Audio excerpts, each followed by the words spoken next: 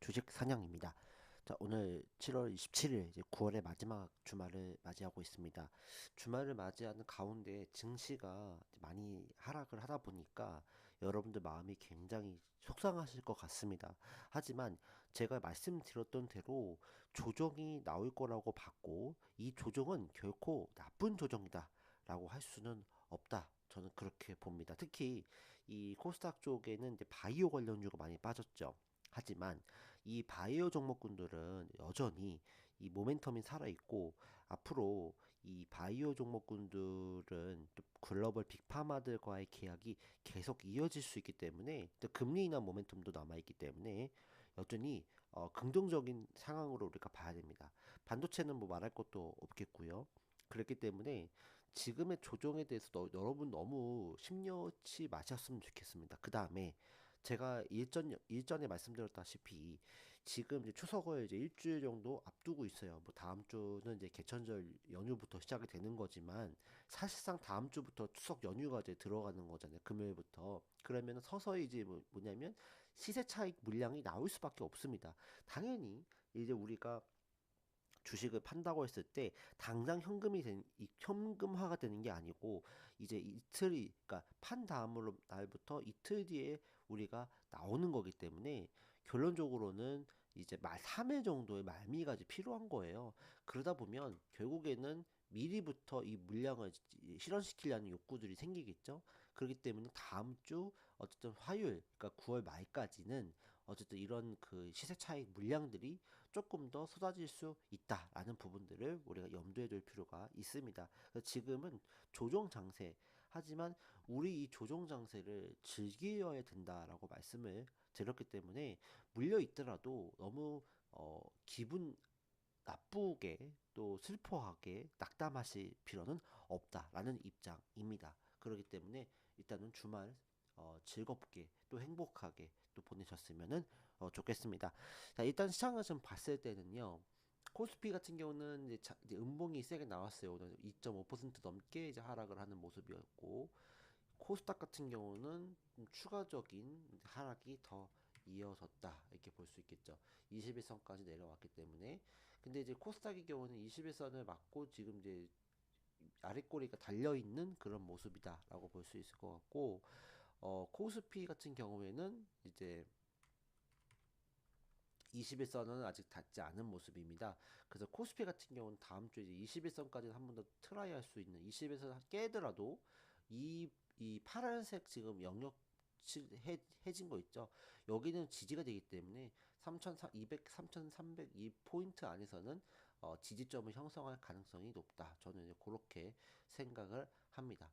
그다음에 이제 코스닥 같은 경우에는 이미 이제 이 전저점까지 거의 다 왔잖아요. 그러니까 한 번 더 밀리더라도 이제 오히려 현금이 있으신 분들은 추가 매수를 하실 기회가 생긴다. 그리고 한 번 더 뜬다고 했을 때 한 번 더 밀리더라도 이제 다시 한번 우상향할 수 있는 그런 모멘텀이 아직 남아 있기 때문에 어쨌든 요 점을 우리가 이 자리에서는 매수가 가능할 것 같아요. 그래서 그런 점을 착안해 주시기를 바라겠습니다.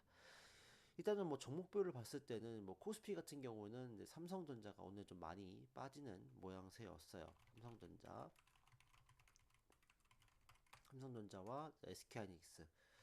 어쨌든 올라갔기 때문에 조정이 당연히 들어와야 되는 건 맞아요. 외국인의 매도세가 상당히 좀 거셌다. 예, 그렇게 볼 수 있을 것 같은데 여전히 뭐 아래쪽으로 좀 더 열려 있어요. 그렇기 때문에 조금 더 하락에 대한 폭이 열려 있기 때문에 너무 뭐 추가적인 하락을 우리가 염두에 둬야 될 것 같다. 예, 그렇게 저는 생각을 하고요.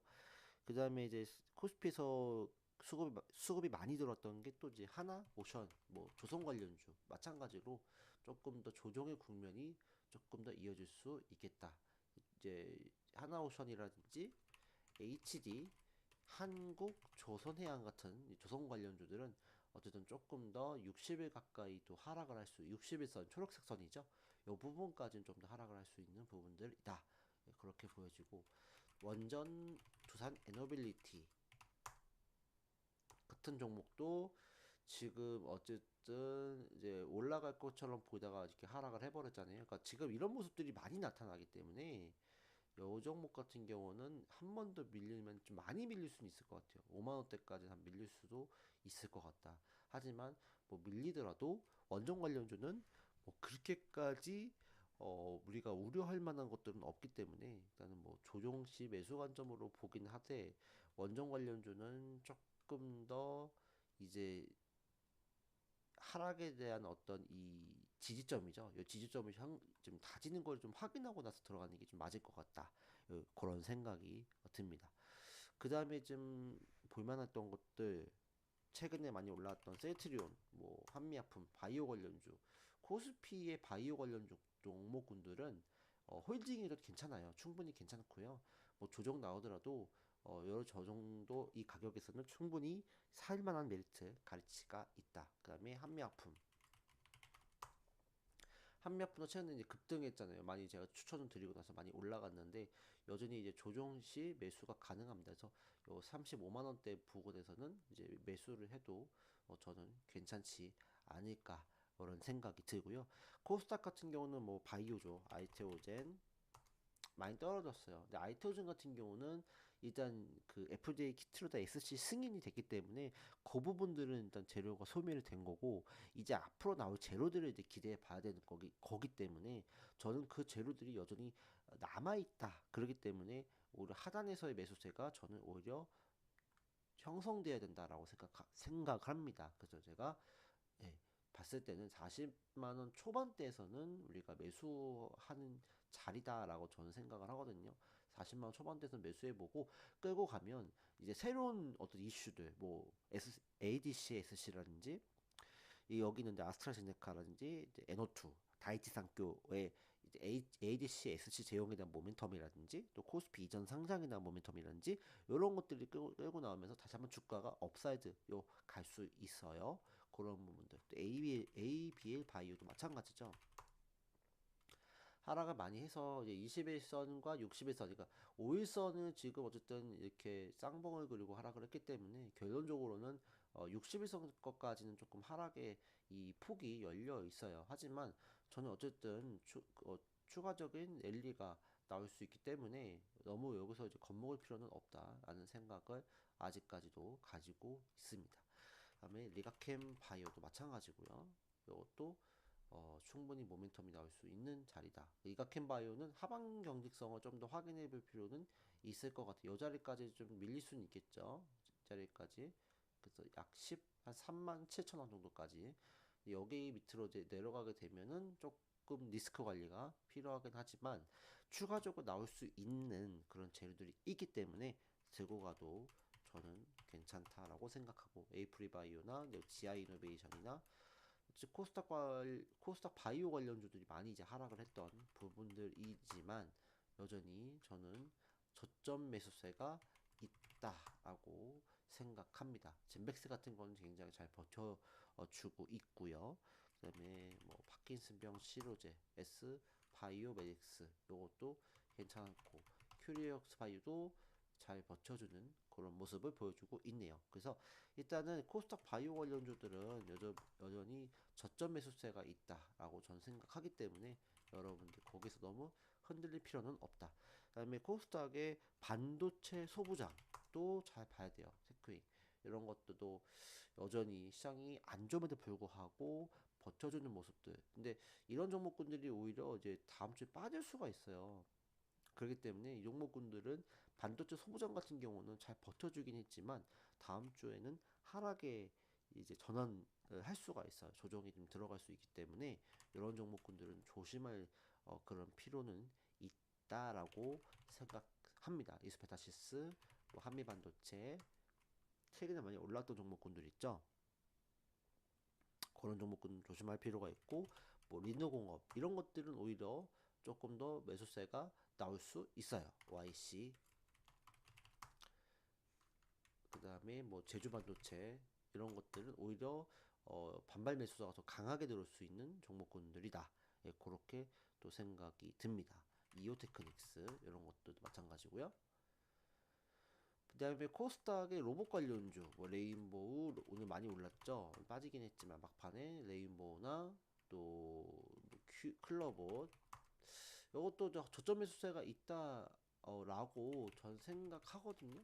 엔젤 로보, 하이젠 M 뭐 이런 것들, 그다음에 이제 로봇 관련주에서 최근 많이 움직였던 종목군들, 저는 여전히 좀 더 긍정적인 모멘텀이 있다. 그래서 저점 매수세가 있겠다라고 생각을 합니다. 그렇기 때문에 로봇 관련주도 오히려 좀 조정이 나온 이 현시점에서는 분할 매수해도 괜찮다라고 저는 생각합니다. 그런 부분들은 참고해 주시면 좋을 것 같고요.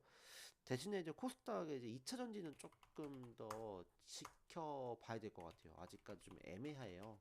그래서 2차 전지는 조금 아닌 것 같고, 그 다음에 이제 추가적으로 이제 코스피의 지주사 관련주도 이제 체크해 볼 필요가 있어요. 한국금융주주나 미래에셋증권 이런 것들은 한 번 더 이제 눌림이 나왔기 때문에 이제 한번 이제 트라이 해볼 수 있는 그런 자리다. 라고 생각은 합니다. 다만 이제 지금 이제 문제는 뭐냐면 이 이재명 정책주, 그러니까 이재명 대통령 관련주들이 힘을 못 받고 있어요. 왜냐면은 아시겠지만 지금 이재명 대통령이 당면한 가장 큰 문제가 뭐죠?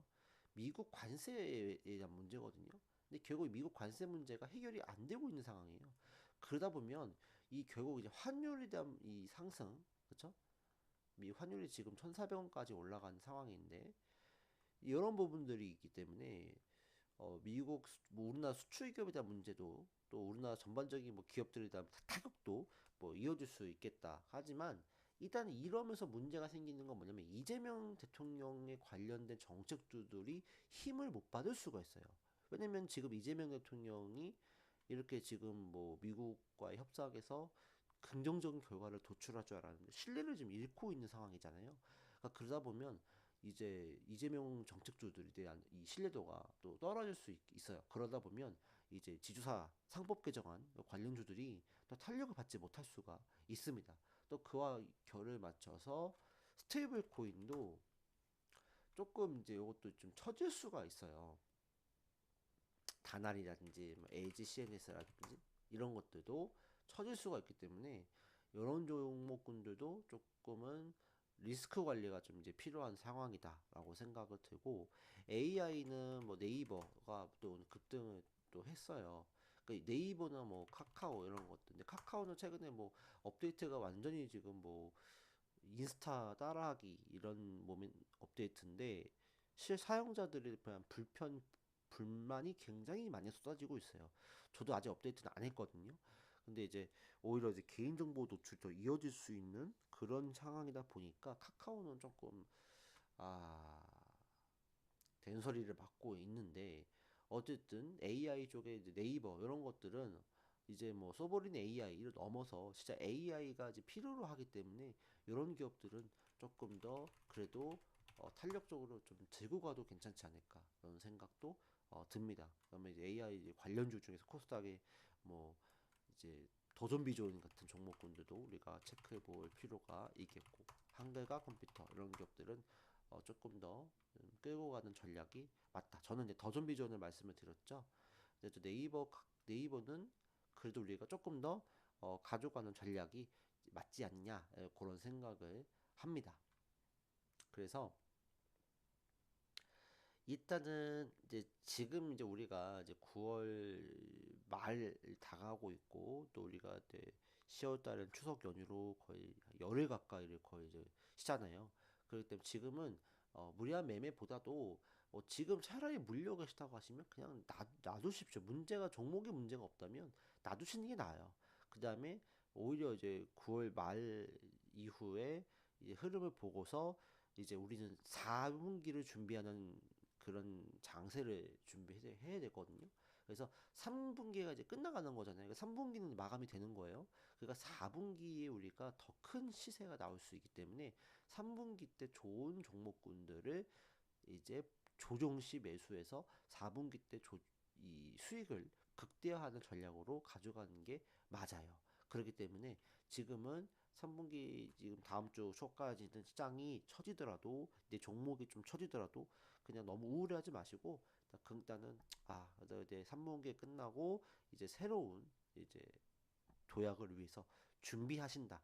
그렇게 좀 봤으면 좋겠습니다. 그래서 지금 시점에서는 9월 말에 제가 또 공약주를 올려드릴 테니까 그 공약주들을 중심으로 10월 달에 표트 편입을 하시고 그 종목군들 4분기 끌고 가시면 저는 충분히 큰 수익을 낼 수 있지 않을까 그렇게 기대를 하고 있습니다. 그런 부분도 참고를 해주시고 기다리십시오. 지금은. 그리고 아까 말을 이제 이어서 더 하자면 지금 이제 관세 협상이 이제 통과가 되지 않았기 때문에 환율이 좀 불안정해요. 사실은. 그렇죠? 우리나라 환율이 불안정한 상황입니다. 그래서 이 환율 효과가 또 지금 지수 이 상승을 좀 저해하는 그런 모습으로 지금 이어지고 있습니다. 그래서 환율이 지금 다시 한번 지금 장기 입형 240일선 돌파를 앞두고 있잖아요. 그러니까 이러다 보면 결론적으로 이 돌파하면 이제 1450원까지 단숨에 또 갈 수도 있거든요. 그러니까 그런 부분들이 지금 이 불안 요소로 자극이 되고 있기 때문에 우리 시장은 그 부분을 일정 부분 선반영하고 있는 상황이다라고 볼 수 있을 것 같습니다. 지금 환율 자체도 1450원대 근처까지는 올라갈 수 있기 때문에 특히 코스피는 좀 더 하락에 대한 부분들이 이어질 수 있을 것 같습니다. 그러니까 그렇기 때문에 일단은 뭐 지금으로서는 현금을 가지고 계시되 내가 조정이 많이 들어온 종목군들이라고 하면 오히려 분할 매수하면서 4분기를 준비하는 자세로 끌고 가자. 예, 그렇게 생각을 해볼 수 있을 것 같습니다. 그래서 당황하지 마시고 주말 잘 보내시고 또 이번 주말엔 또 내일 오늘이죠. 그러니까 세계 불꽃 축제가 오늘 열린다고 합니다. 오히려 이럴 때 어, 마음의 전환도 하시고 또 발상의 전환도 하시고 또 쉬는 것도 필요하시니까 또 그렇게 마음에 좀 쉼을 가지시면서 주말을 잘 맞이하셨으면 좋겠습니다. 자, 오늘 방송은 여기까지 하겠고요. 시청해 주셔서 감사합니다.